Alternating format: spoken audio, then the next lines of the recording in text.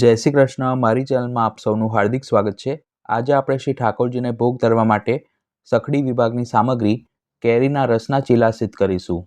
સૌ પ્રથમ ખીરું બનાવવા માટે એક પાત્રમાં 1 કપ અથવા તો 100 ગ્રામ જેટલો ચણાનો લોટ એટલે કે બેસન લઈશું.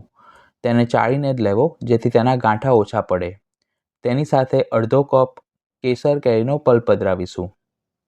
એક મીડિયમ સાઇઝની કેસર કેરીને જલથી ખાસા કરી છોલી સમારીને તેને મિક્સરમાં પલ્પ કરી લેવો. પલ્પ કરતી વખતે તેમાં બિલકુલ જલ ન કરવું. કેસરના બદલે તમે બીજી કોઈ પણ સારી ક્વોલિટીની કેરી લઈ શકો છો, પરંતુ તે સ્વાદમાં મીઠી અને રેસા વગરની હોવી જોઈએ. હવે કેરીના પલ્પને બેસનની સાથે મિક્સ કરી તેમાં મસાલામાં 1/4 ટીસ્પૂન હળદર પાવડર, સ્વાદ પ્રમાણે અથવા તો 1/4 ટીસ્પૂન જેટલું મીઠું, ચપટી હિંગ અને તેની સાથે તીખાશ માટે અડધી ચમચી શ્યામ તીખાનો ભૂકો એટલે કે મરી પાવડર કરીશું. અને મસાલાને પણ બેસન અને કેરીના પલ્પની સાથે સરખી રીતે મિક્સ કરી લઈશું. આ સામગ્રીની રીત રસેશ્વર રસાળ પુસ્તકમાં આપી છે.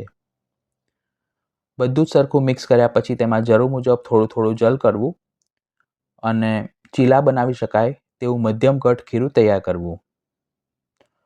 જો તમારે આ સામગ્રી અનસખડી ફીકામાં કરવી હોય તો ખીરું બનાવતી વખતે તેમાં અંદર નમક અને સોડાનો ઉપયોગ ન કરવો. આ રીતે મેં ટોટલ અડધો કપ જલ પધરાવ્યું છે.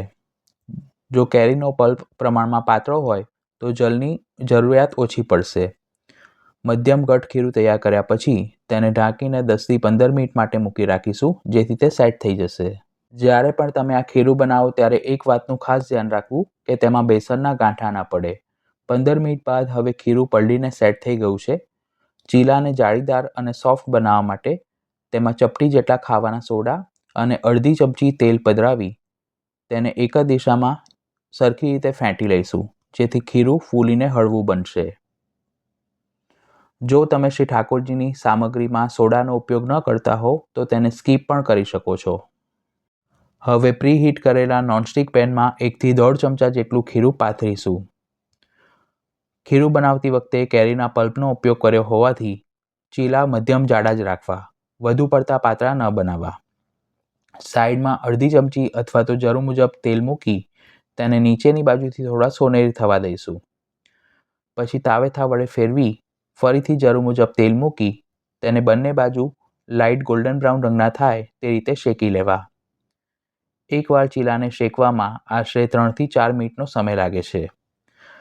પલટાવવા માટે લાકડાના તાવેથાનો ઉપયોગ ન કરવો, નહીતર તે ખંડિત થવાની શક્યતા રહે છે કારણ કે આ ચીલા વધુ પડતા સોફ્ટ બને છે. બંને બાજુથી સરખા શેકાય એટલે તેને એક થાળીમાં કાઢી લઈશું અને આ જ રીતે આપણે બાકીના ચીલાને પણ શેકી લઈશું.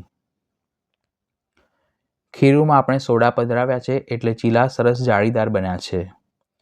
આ માપ પ્રમાણે આપણે મધ્યમ સાઇઝના 5 થી 7 નંગ ચીલા બનાવી શકીએ છીએ. આ સામગ્રી આપણે શ્રી પ્રભુને ઉષ્ણકાળમાં આવતા વિવિધ ઉત્સવો પર સિદ્ધ કરીને ભોગ ધરી શકીએ છીએ. બાકીના ચીલાને પણ આ જ રીતે શેકી તેને ગ્રીન ચટણી સાથે શ્રી પ્રભુને ભોગ ધરી શકીએ છીએ. તો આ સામગ્રી આપ શ્રી પ્રભુને ભોગ ધરવા માટે ઘરે અવશ્ય સિદ્ધ કરજો.